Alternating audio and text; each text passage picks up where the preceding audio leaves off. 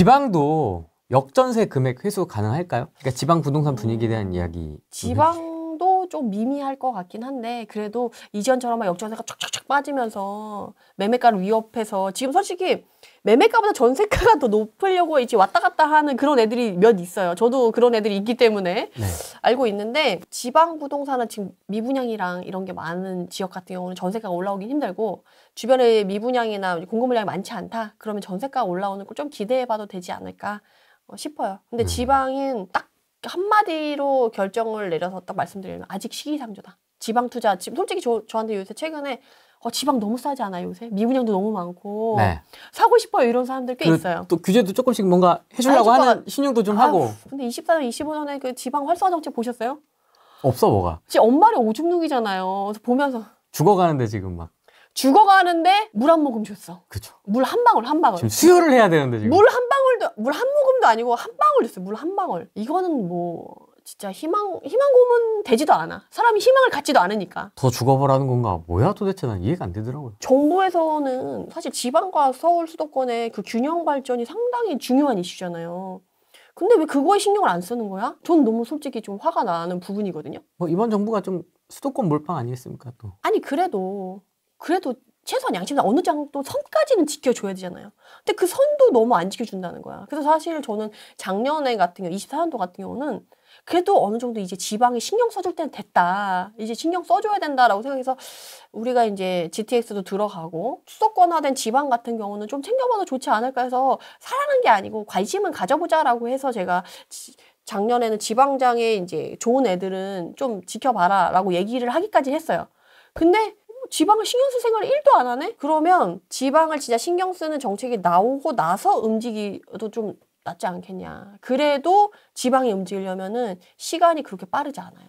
천천히 움직이기 때문에 지방은 아직 시기상조인 것 같아요. 물론 아직 벌써부터 또 대구 보라는 사람이 있더라고요. 대구요? 네, 대구 이제 미분양 많고 이제 해소될 때 됐다. 전세가 좀 올라오는 데 있다더라. 그래서 대구 막 또 추천하시는 분들이 있었고 후배님도 워낙 대구 좋아하시잖아요. 그 우리가 처음에 이제 대구가 미분양 1000세대 떴을 때 많이 떨어지고 이제 미분양 나왔으니까 대구 언제 가면 되냐. 되게 그때 1, 2년 동안에 되게 여러 분 물어보셨던 거 나올 때마다 물어보셨죠. 근데 그 이후로 안 물어봤잖아요. 하락장 쫙 오고 나서는 안 물어보잖아. 네. 그러니까 그게 너무 내가 그때도 너무 이르다. 아직 이르다 보지 않아도 된다라고 했는데 그때 먼저 가는 사람은 경매로 들어가든 뭐 미분양을 갖고 들어가든 들어갔었는데 그분 역전세 몇 번 맞았겠어요 지금. 적어도 3번 맞아요. 3번. 역전세 3번 맞으면 어떻게 되는지 아세요? 리타이어드. 진짜 한 번 맞고 2번 맞고 버티다가 3번째 맞으면 진짜 KO 당해요. 그러면 진짜 전세가보다 낮은 가격에 매매가를 던질 수도 있거든요. 그렇게는 되지 않아야지. 그래서 지금 아직까지는 지방시장은 좀 시기상조다라고 말씀드릴 수 있을 것 같아요. 아무리 좋은 데라도. 전세가가 충분히 올라오는 걸 보고 나서 그리고 미분양들이 좀 해소가 되면서 그 미분양 물량들의 신축들이 전세가가 받쳐주면서 올라가는 게 보여야지 괜찮은 거예요. 걔네가 올라가야 옆에 있던 준신축이나 구축들도 전세가가 올라가거든. 이 미분양이 오래 지속되면 어떤 현상이 일어나면 건설사가 아무리 얘를 이제 할인 분양, 요새 눈물에 할인 분양 엄청 많이 하잖아요. 환매 조건부. 내가 너 살아보고 더 싸지면 내가 환불. 그게 정말 금융위기 때 2012년에 정말 막바지 나왔던 정책이잖아요. 근데 그게 지금 지방에 나와 있고 정말 만연해서 나오고 있거든요. 근데 그렇게 했는데도 안 나가면은 건설사가 어떤 문제가 생기냐면 건설사는 현금이 안 들어오면 도산할 수가 있거든요.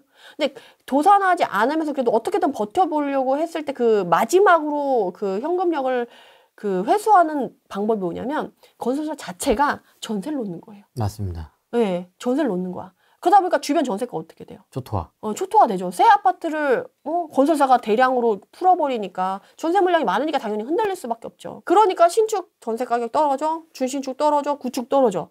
그러면 이제 점점점 전세가도 떨어지면서 이제 늪에 빠지게 되는데 이제 이런 물량들이 해소가 되는 이 신축의 전세가들이 올라가고 준식도 올라가고 구축도 올라온다. 그러면 그제서야 조금 관심을 가져도 지방은 안전하거든요. 대구 언제 봐요? 그때 지금 언제? 얘기할 때. 언제? 지금 그게 나타나는 시기를 봐야지. 언제 나타나요? 제가 그걸 알면 점쟁이지. 근데 어쨌든 대구는 수성구부터 먼저 나타나니까 수성구에 제가 지난번에 학군 중심지의 그런 지도 보는 거를 그때 한번 설명드린 적이 있거든요. 네.